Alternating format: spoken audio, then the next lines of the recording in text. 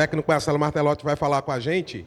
Professor, boa noite. Eu gostaria que o senhor fizesse uma análise da partida e o que fazer de diferente no jogo lá no Tocantins.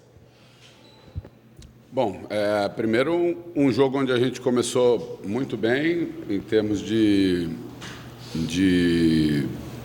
criar oportunidades, né, de conseguir envolver o adversário os primeiros 15 minutos. Depois o adversário acertou a marcação, encaixou melhor a marcação, dificultou para a gente.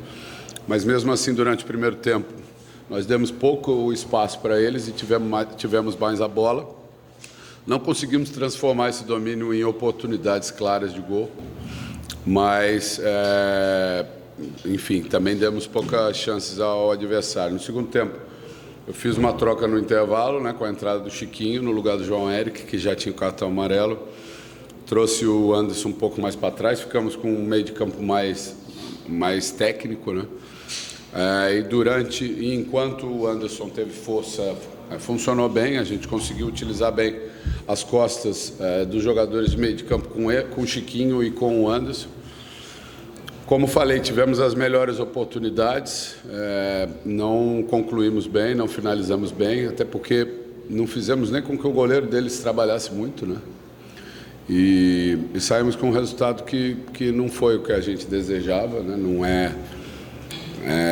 Não foi para isso que a gente preparou a equipe hoje. A gente viu um time tentando ao máximo criar as jogadas ofensivamente, mas definindo de maneira errada, né? Principalmente a tomada de decisão, da finalização, muitas vezes do passe, mas enfim, eu vejo a partir dessa maneira. A gente teve a expulsão do Daniel no final, que é um desfalque sério para o próximo jogo, mas mesmo assim a gente continuou tentando atacar, né? Às vezes até se expondo um pouco mais. Foi daí até que surgiu algumas oportunidades do adversário conseguir uma superioridade numérica, porque nem com um homem a menos a gente desistiu de atacar. Mas é o que eu falo, dificilmente esse jogo seria decidido, essa disputa seria decidida hoje, e a disputa segue aberta após esse empate. Marcelo, boa noite. Boa noite. Queria que você falasse em relação ao setor ofensivo. Deixa eu sair mais daqui porque está perto do som. Queria que você falasse sobre o setor ofensivo, se você pensou em colocar o Hugo como falso 9 hoje, se passa pela tua cabeça fazer isso, botar o Hugo mais próximo por conta dele ser o jogador do ataque com melhor poder de finalização hoje, né? Ele já tem utilizado o Macena, o Furtado, e o Hugo é quem mais tem feito gols, é quem melhor tem acertado finalizações. Se isso passa pela tua cabeça também, de utilizar o Hugo nessa função no próximo jogo, e se o Chiquinho já tem condições de iniciar a partida também no time titular. Bom, o Hugo fez todos esses gols que ele fez no campeonato e nunca foi um falso 9 aqui. Ele sempre jogou na posição que ele jogou hoje, né? A semana passada, porque a gente tinha um atacante a menos, a gente acha que mudou o posicionamento do Hugo, não. E ele criou as mesmas chances pelo mesmo setor que ele criou a semana passada. Ele teve a oportunidade de receber espaço por dentro, de finalizar, enfim. Então, assim, não é... A gente achar que nós vamos solucionar o nosso problema ofensivo criando uma situação que ainda não foi trabalhada, que ainda não foi treinada, que ainda não foi colocada em prática, simplesmente por uma análise numérica, né? A gente chegar à conclusão que o jogador que mais fez gol no nosso time tem que jogar de centroavante, sendo que ele nunca foi centroavante na vida dele, nem falso, nem verdadeiro. Então, mas sempre o poder de finalização dele funcionou jogando da esquerda para dentro. É o local que ele gosta, que ele jogou a vida inteira. Então, a gente achar que ele vai jogar de costa como um centroavante e isso vai melhorar o nosso time ofensivamente, não. A gente pode até jogar sem centroavante, mas achar que o Hugo de centroavante vai resolver, ele nunca jogou assim, não jogou em nenhum momento aqui assim, e os gols que ele fez foi jogando numa outra função, foi jogando na função que ele entrou hoje. Então, assim, é lógico que a gente precisa buscar soluções, é lógico que a gente precisa pensar em alternativas, mas a gente não pode pensar em alguma coisa completamente diferente do que aconteceu no campeonato, na carreira do jogador. Com certeza, se eu, por um acaso, decidir jogar semana que vem sem centroavante, não é por causa disso que o Hugo vai ser o falso 9. Né? E ele não foi contra o Retrô. Né? Se alguém falou isso, pode ver os gols dele, todos ele partiu da esquerda para dentro para fazer o gol. Ele nunca estava centralizado, nunca jogou de costa por dentro. Então, assim, em algumas oportunidades aqui, eu até coloquei ele mais centralizado junto com o centroavante, em outros jogos. Né? E foram jogos, inclusive, que ele rendeu menos do que jogando na posição que ele gosta de jogar e na posição onde ele fez os gols até agora. O Chiquinho está evoluindo, a gente está vendo isso, né? Foram 2 jogos, hoje ele jogou 45 minutos, participou bem do jogo, uma boa movimentação. No final, até a condição dele foi boa, no sentido de nos ajudar na ausência do Daniel no final do jogo. A gente vai avaliar melhor durante a semana, não é só a questão da condição dele, né? A gente vê qual a característica do jogo lá e o que a gente vai precisar, o que a gente vai buscar. É lógico que a gente vai botar um time que esteja mais próximo da condição da gente conquistar o resultado que a gente precisa. A gente vai precisar vencer lá, a gente vai precisar preparar esse time para vencer lá. Nem sempre é colocando mais ofensividade. Muitas vezes é aumentando seu poderio de marcação, né? É a característica do jogo lá no campo deles. Eu analisei alguns jogos deles jogando em casa, sei qual é a característica. Então nós vamos durante a semana preparar, mas o Chiquinho mostrou uma evolução interessante. Eu acho que a entrada dele do jogo passado para esse já foi melhor. Boa noite, Marcelo Alt. Voltar um pouco na tua primeira resposta a respeito da questão das chances que foram criadas. Em verdade que foram poucas. E é claro que a pergunta que eu vou fazer, você não estava ali dentro de campo para saber se os jogadores estavam desconcentrados. Pergunto isso principalmente por um lance que chamou bastante atenção, que foi aquele gol do Mateuzinho que ele perdeu, né? O gol estava aberto e ele dentro da área, sozinho com o gol escancarado, ele conseguiu colocar para fora.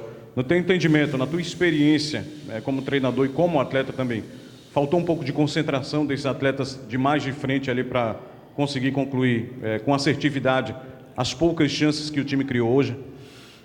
Eu não acho que seja concentração, sabe? Assim, eu entendi até por como essas oportunidades surgiram e a maneira como foram desperdiçadas, eu percebi um pouco mais de ansiedade do que de falta de concentração. Era um lance, por exemplo, que eu acho que o Mateuzinho poderia ter dominado a bola e ter feito o gol, né? Então, assim, não é a questão da concentração, é aquela coisa de você ter mais a bola no pé, você ter um jogo que você sabe que é importante e essa ansiedade de quando a oportunidade aparece, e faltou um pouco de tranquilidade, eu penso, de dominar aquela bola e fazer o gol com mais tranquilidade.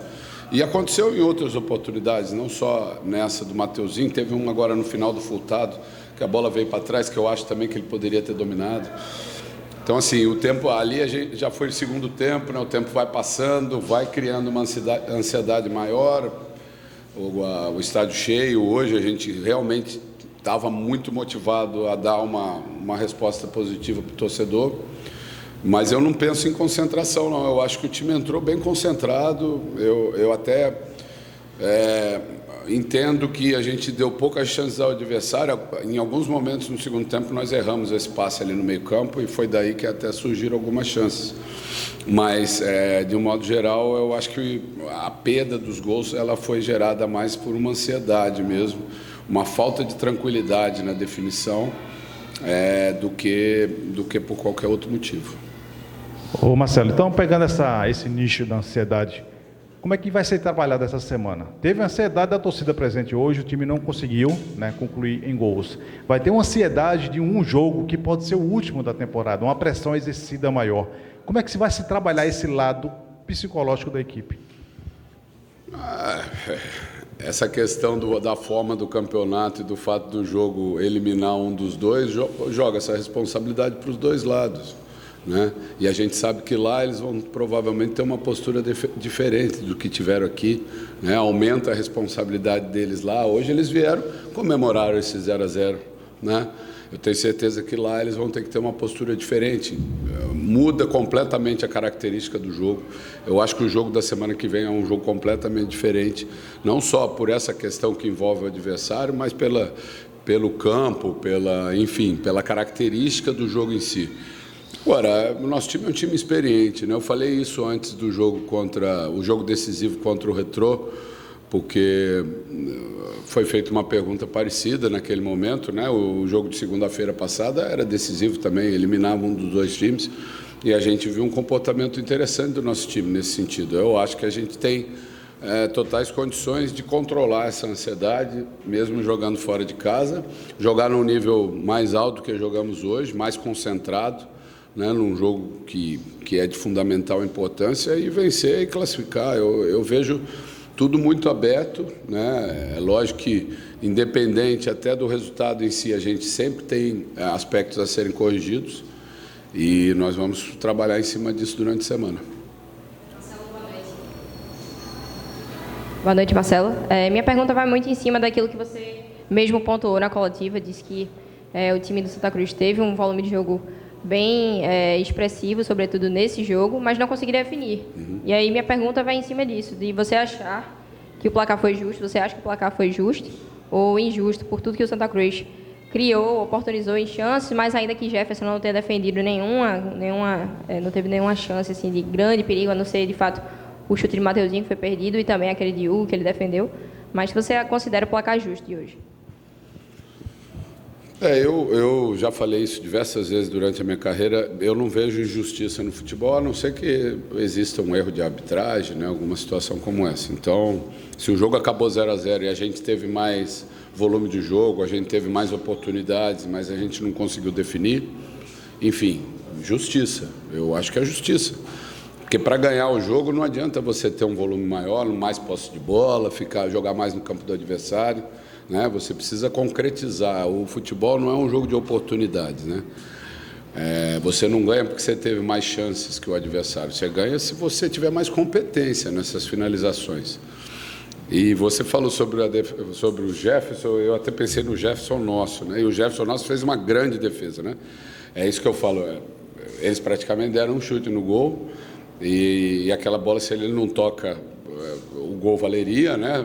O jogador estava impedido no rebote e ele teve uma participação muito importante naquele momento. Mas, realmente, você tem razão. A gente, pelo volume, criou pouco, e essa chance do Mateuzinho foi muito clara, a do Furtado que eu falei, algumas do Hugo. O Hugo saiu com uma boa chance, né, para finalizar em alguns momentos. O Macena saiu com uma boa chance de finalizar, mas a gente fez pouco o goleiro adversário trabalhar, né? E eu acho, como eu falo sempre, não dá para se falar em injustiça, porque o adversário veio com uma proposta de jogo e ele conseguiu executar de uma maneira que ele saísse com um resultado que agradava a eles e não a nós.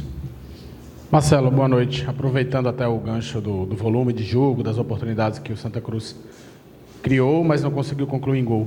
É normal um time perder tantas oportunidades num jogo decisivo como esse, até batendo na questão da ansiedade que você falou? E, por último, se a condição do gramado lá em Tocantins te preocupa. Não sei se você já avaliou essa situação, mas é um gramado que não costuma estar em boas condições.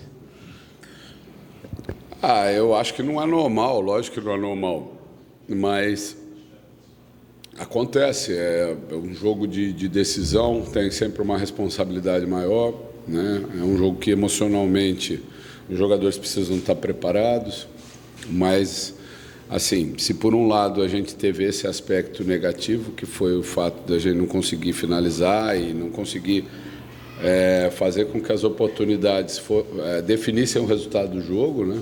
Por outro lado, a gente continua sendo um time que cria bastante, né? Que ofensivamente tem jogado, tem criado. A gente tinha muito essa discussão sobre a criatividade do time de Santa Cruz, né? Eu acho que hoje a gente vê que não é esse o problema. Hoje o problema foi realmente a definição das jogadas, né? Então, assim, eu não encaro com normalidade. É lógico que a gente tem que trabalhar para ter um aproveitamento melhor, né, quando você cria esse número de chances. Mas é um jogo nervoso, é um jogo de decisão, então acontece dos dois lados e é difícil. Agora, com relação ao campo lá, eu sempre costumo dizer que se você tem um gramado ruim, é ruim para os dois, né? Talvez o jogo seja mais feio, talvez tenha uma outra característica, como eu já respondi aqui numa outra pergunta, talvez seja um jogo com uma característica bem diferente desse jogo de hoje, mas a gente tem que se preparar para isso, para estar o mais forte possível dentro da possibilidade do jogo, né? Do que é possível se fazer se o gramado estiver muito ruim. Eu assisti o último jogo deles lá e aparentemente não está tão ruim, né?